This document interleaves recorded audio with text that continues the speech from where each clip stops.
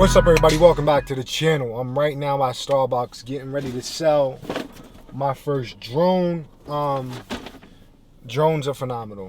You know, when I first got into it, I actually did a trip in 2017 to Puerto Vallarta. I was like, this trip was amazing. We did an ATV ride, and I was just like, man, if I was able to get aerial footage, that would have just set the tone on another level. And then when we booked the trip to Aruba, I was like, I gotta get the drone. So I got the DJI Mavic Air. One, because of the size, the form factor was 4K, and it actually did slow motion at 2.7K. It did like 60 frames per second. It does 120 frames per second at 1080p. You could take pictures. It was just so great, and then it could fit in my bag. Unlike the drones I seen before, I was used to the big ones, like the little quadcopters that you need another suitcase. This, I was able to put in my camera bag, able to just take it out and be able to fly it 5 miles up into the air. Is just amazing. So I got some, matter of fact, I'm gonna insert some of that Aruba B-roll footage right now.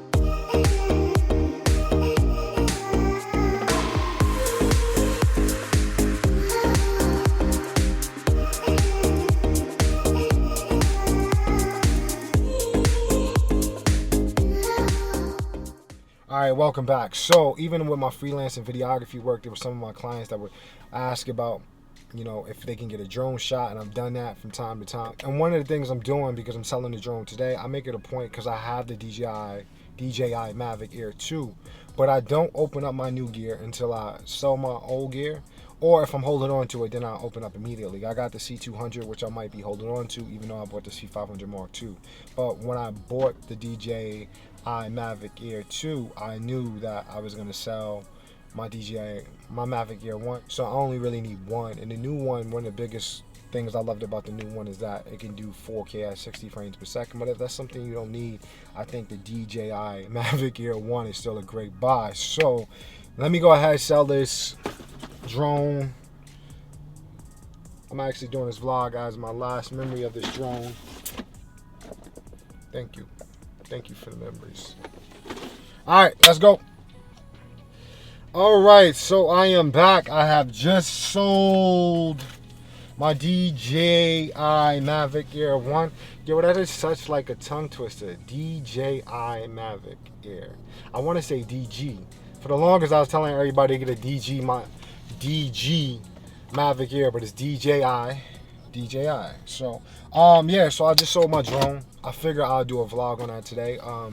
I used to use Craigslist exclusively, but I gotta say I like Facebook. The one thing I like about Facebook Marketplace is it's not an ad, it's not sponsored, is that sometimes when people are showing up, I've never felt threatened when I sell gear, but generally I do certain things to mitigate drama from happening. Like I normally only sell items, or I buy items in daylight. I buy it at like a local Starbucks or near a police station. On top of that, the one good thing about Facebook Marketplace is people are contacting you that generally have a Facebook profile. So you can look at their profile real quick, view their profile unless it's private, and kind of say, oh, this is a real person. They might be at USC, they might be in college. Versus on Craigslist, you don't know who you're buying from. You don't know who you're selling to. So you want to do certain things like set a meeting point in a public place where people are going to be around, or near a police station in case you got to call 911, you know. And even me being able to handle myself, I still want to put myself in the best situation, the best outcome. So yeah, so those are some of the things I recommend, is that if you're going to sell your gear, find a public place. Think about Facebook Marketplace. eBay, I used to sell gear on eBay, but I get tired of the fees that come with eBay. On Facebook, I even promote the gear, and I feel like it's been really, really good. I actually find Facebook Marketplace a better place for me to sell gear than any of the other platforms. I still buy on Craigslist just because there's a lot of people on Craigslist, and people are always on Craigslist checking gigs and checking under crew jobs and stuff like that. And being a freelance videographer, there's a lot of people there, and sometimes I do swaps with camera gear. Like sometimes it might be hard to sell your item. But I would say when selling your gear or your camera gear, be patient. People gonna lowball you. I'm one of those people that's gonna lowball you. Like at the end of the day, a lot of times when I buy gear when I don't need it. You know, when I could use it, but I don't need it, just because it gives me more leverage to kind of be like, oh, this lens is normally $800. Listen, and I'd be very upfront. I'd be like, listen, at the end of the day, I don't need that lens, but I would love to have it. So if the lens is $800, I might say $400, knowing that my maximum price would be $500. And people would be like, "Oh, what do you get?" I'm like, "I get it, bro. It's a great lens. I hope you get the best for your lens, but right now, this is what I'll give you. If you can't find an offer, let me know. I'll show up ASAP." I got my Sennheiser MKH 416 for $500. That was $1,000 mic. I always wanted that mic. I've got cameras for $500 off. I've gotten my Canon C200. That was eBay. I actually had to buy it. I paid $2,500 for my Canon C200, and I bought all the parts from Facebook and Craigslist, and my C200 altogether probably cost me around $3,300 to put together.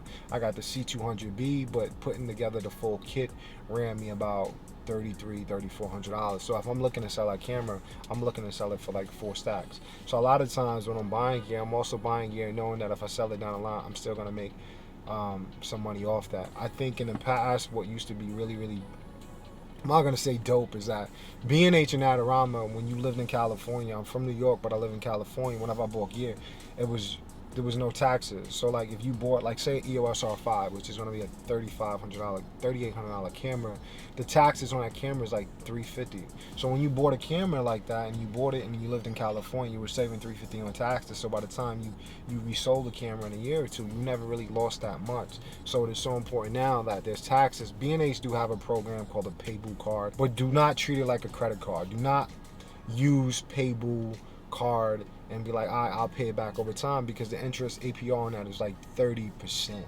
You know what I mean? Don't do that. Like if you're gonna spend money on a high price item, I'd rather you buy a Canon C300 Mark II, or like me, I bought the C500 Mark II through the Canon leasing program, which is like 1.99% APR. I've also got an SBA loan for my photography, videography business. So my interest rate on my SBA loan was 3.5%. So getting my SBA loan, selling my old gear, using that to buy new gear, and using the profit from the money from my old gear to pay off consumer credit card debts that's over 20%. It was actually beneficial for me to buy new gear and sell my old gear, and I actually made money. So like at the end of the day, be where you at. Don't spend what you don't got. With that said, buying, selling gear, I recommend finding a public place, daylight, looking at Facebook Marketplace first. I really like it because you could check the buyer's profile to kind of look at, and seller profile as well. Craigslist, if you have to, I get great deals on Craigslist. The same thing, if I'm buying off of Craigslist, I'm still having to meet me at a Starbucks. And right now, I know we in quarantine right now. It's COVID-19 still out here, so I use a Starbucks with an open parking lot. So it's still a lot of traffic. I think a lot of traffic is the smartest place to go, whether you are a man, whether you're a woman. If you're a woman, I do recommend sometimes bringing somebody with you. There's been sellers that I bought from, and they had a male companion with them, you know, and I recommend that. Like honestly, at the end of the day, your safety is everything, and your safety is not worth risking for some money. That's not. So make sure you're in the best situation. And yeah, Facebook Marketplace is my number one choice now. Craigslist is number 2. I use eBay as a third choice just because, don't get me wrong, there's a lot of people that have like an eBay setup. And if I had like an eBay setup, that probably would be my number one choice. And what I mean by that, they have like a FedEx account. They're not paying for boxing, shipping. Everything is, they got Poshmark. They got all that set. They used to that. So if I was used to doing that frequently, then I'll probably use eBay number 1. But I'm not. I sell gear maybe like 3 times a year. Like I said, I might buy gear 4 times a year. And a lot of times I'm switching up. I'm getting a prime lens, or like I said before, I'm throwing out a really low offer, and I'm being honest with that. You know what I mean? Like, I'm like, hey, listen, I understand this is a low offer. I really don't need the lens.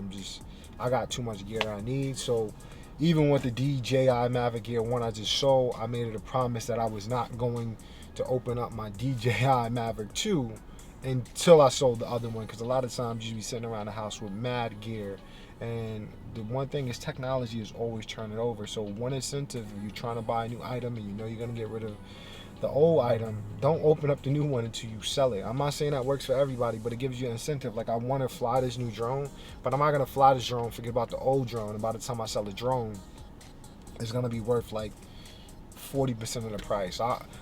For me, like, my goal is always to get 75% of what I paid for.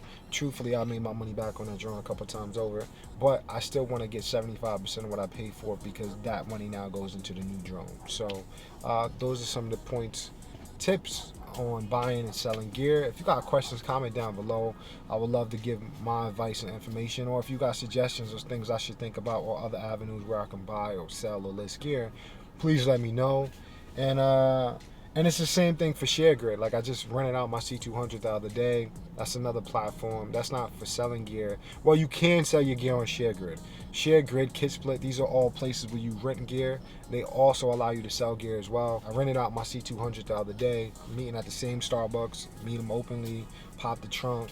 Everybody can see, doesn't look shady. I know we all wearing masks now, so it always looks shady, but it is what it is. Yeah, ShareGrid, KitSplit, those are other places to sell your gear. But yeah, don't be afraid to buy gear. Like, just buy gear that you're gonna use. Like, I'm holding on my Canon C200 because now I got my C500. I feel comfortable right now my C200. I generally don't rent out my A-cam and my C500. So as of right now, unless I want up with like a Red Epic or Monstro, which I highly doubt, because I just don't want to put that money up for it right now, my C500 is not going to be rented out. I do have it listed, because if you're going to pay an insane rate for it, then cool, I might be willing to take that risk.